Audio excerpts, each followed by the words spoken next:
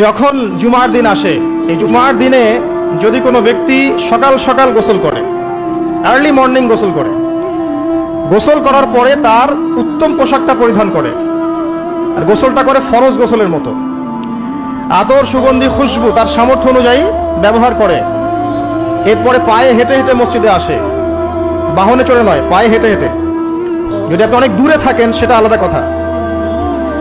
এবং ইমামের কাছাকাছি বসে মসজিদে আসার পরে যতটুকু সম্ভব হয় সুন্নত পড়ে নিল, নফল পড়ে নিল, এরপর ইমামের কাছাকাছি এসে বসলো।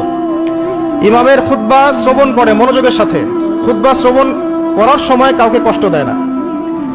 কাউকে কষ্ট দেয় না মানে হচ্ছে যে কেউ কথা বললে তাকে এতটুকু বলে না যে তুমি চুপ করো, কোনো কষ্ট দেয় না। ইমামের খুতবা শ্রবণ করে, নামাজ পড়ে ইমামের সাথে। এই ব্যক্তির আমল নামায় নবী সাল্লাল্লাহু আলাইহি ওয়াসাল্লাম বলছেন যে প্রত্যেক পদক্ষেপের বিনিময়ে 1 বছরের নফল নামাজ আর 1 বছরের নফল রোজার নেকি লেখা হয়। জুমার এই সমস্ত নেকি নষ্ট হয়ে যাবে যদি আমরা এখানে আদব রক্ষা